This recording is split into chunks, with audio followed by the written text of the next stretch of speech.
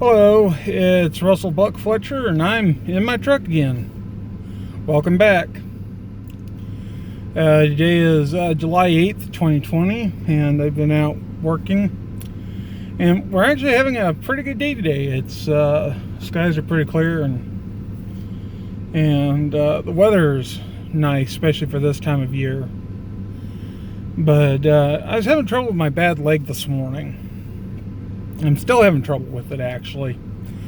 And while I was out running errands today, I was confronted by a gal who was telling me that basically, in her own way, that people like me should just stay home.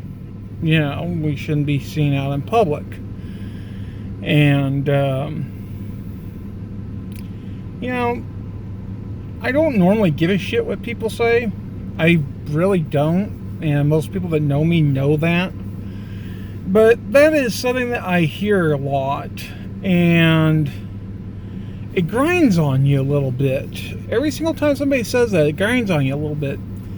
And for those of you who don't know me, want to know what my bad leg is, well, I have a condition. It's a genetic condition called primary lymphedema. And basically it's a genetic coding error that causes the lymphatic vessels, which is part of your immune system, to develop inappropriately and to not drain the lymph fluid from your appendages. And for me, it happens to be my legs, primarily my right leg, a little bit in my left. It's starting to move into the left. It started off in the right. And there's another condition called secondary lymphedema, which is usually associated with women who have had breast cancer, because the lymph node or lymph nodes in the underarm are removed during breast removal for breast cancer. And it usually causes a blockage up in the arms and, causes the arm to swell. That's caused by surgery. And then there's certain parasitic conditions out there, especially in tropical areas with parasitic worms and stuff that can also cause it. But mine particularly is primary lymphedema. And most people at my age with the advancement of the condition that I have are on disability, SSI, some type of, stay at home and don't work and try to stay alive type thing. I'm not. I go out and I work, and, even though I'm a very hefty guy, I have a very physical job. I don't sit at a desk all day. My primary business is cleaning and maintaining pools. And yes, I know I don't look like your typical pool guy. I already know that. Most pool guys are tall, dark, handsome, and look really nice, and look like something from a softcore porn. I look like something that Jabba the Hutt's people would probably put in a porno. But that being said, so I'm standing there and I'm having trouble with my leg, and things were taking longer at the bank than I thought they would. And she, basically blurted out, why don't people like you stay home? Why are you out in the world? And, I just kind of gave her a, why the hell are you talking to me look. But it's really starting to make me think, though, how many times do we look at somebody who is fat, who's skinny, who's got only one eye, who's missing, a finger, their hand looks like this, and make judgment calls just like that. And that's one of the things that really irritates me about society is the judgment calls that we make without any facts. People see, the fat people, and automatically assume bad diet, lack of exercise, blah, blah, blah. Not realizing that, maybe they have an insulin imbalance, maybe they have a thyroid problem. There's a multitude of reasons. Depression, that's one, especially with everything that's going on right now with, lockdowns and stuff. But there's also people that look at, people that are really skinny and they're like, oh, look at that meth head or look at that crack head or, well, maybe she has a overactive metabolism. Maybe she's, anorexic. Maybe she's bulimic. I mean, you don't know. But there again, why do we make a snap judgment? I've seen some people over the years that looked absolutely wonderful physically and couldn't walk a half mile. And then I've seen people like me who, bust out 3 miles a day. We all are different in our own ways. And one of the things that we need to get over is making these snap judgments. And now that we are inside more because of COVID and because we're not out and about and seeing different people, we start getting this idea in our mind of what the normal person is supposed to look like because, we're streaming Hulu and Netflix and all that. And let me remind you something about Hulu and Netflix and TV programs and stuff. They choose beautiful people for a reason. There's a reason why fat people are not on TV. Unless there's for a specific role.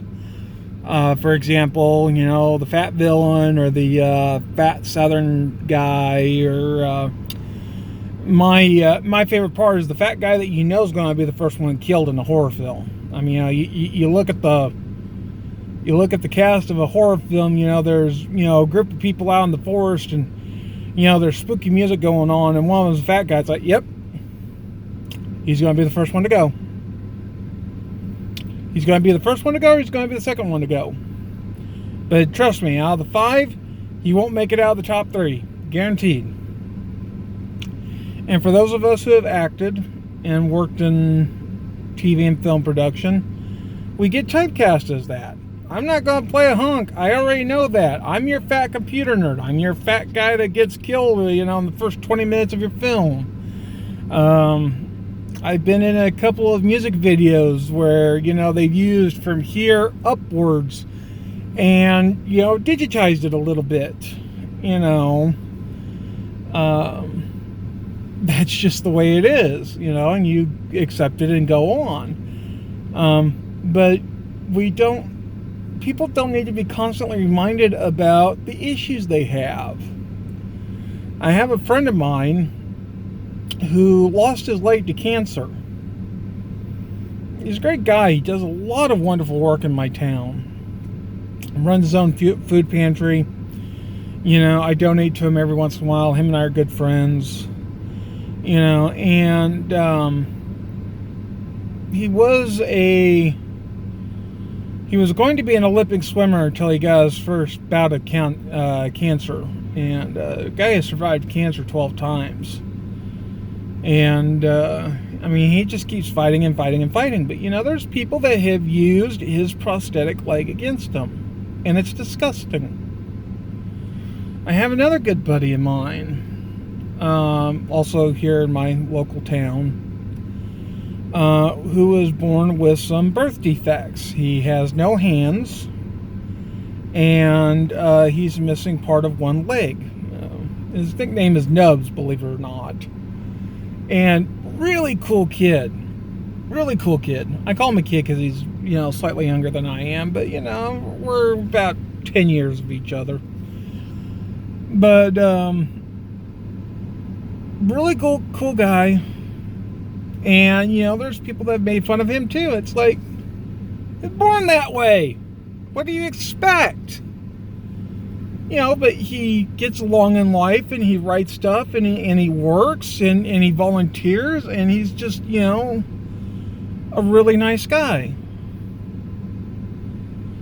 So what I'm trying to say is that as we are locked down, as we are dealing with this COVID thing, if you run across somebody that doesn't look right, you know, they're missing a leg, they're missing an arm, their extremities are deformed, whatever, just remember that, you know, we're all different out here, and that because we're not interacting with each other as much, that, you know, we may forget that.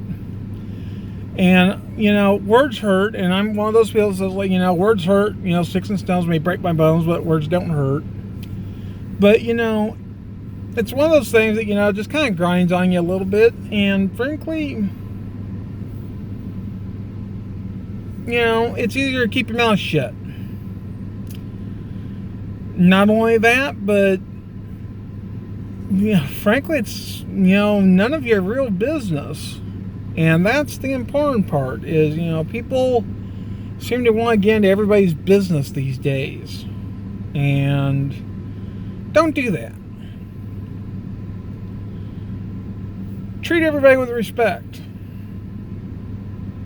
Well, not everybody. Pedophiles and rapists don't deserve respect. End of story. But beyond that, treat everybody with respect. You know, as these hot days are coming along, you know, because we're going to be heating up again here pretty soon, up into the hundreds. You know, if you're standing outside and it's the middle of the afternoon, everybody's drenched in sweat, and someone doesn't smell like peaches and cream, just remember that you probably don't either. I mean, you know, you probably took a shower that morning, or maybe the night before, or maybe you were in an air-conditioned environment until you had to go stand out in the heat, you know, and now you're drenched in sweat, and, you know, those little microbes, they're going after you too. And you know what? You're probably not smelling yourself, and somebody else in line is probably smelling you and probably going, man, you stink. Now, with that all being said, keep some aftershave around in your vehicle. You know, if you can, keep, you know, some perfume around. You know, give yourself a quick spritz before you walk out. You know, try to make the effort. Make the effort, but don't hold it against people. Because right now, a lot of us are standing out in the hot sun, you know, especially in the afternoon. People are getting sweaty. It's, you know, especially in areas where there's high humidity, you know. And just remember that at least now we have the modern conveniences of daily showers and air conditioning. Just imagine our ancestors who didn't have daily showers, who didn't have air conditioning. Yeah, they may have looked nice in those photos and stuff, but I can almost guarantee you they stink. And they probably stink, and they probably wish that they had some way to figure out how not to, you know, besides heavy perfumes and colognes.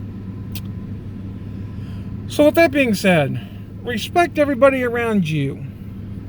Be courteous. And remember, you yourself are not perfect. End of story. You're not. You're not perfect. So, you know, while you're out and about, somebody could be bitching about you, but they could be doing it up here in their head.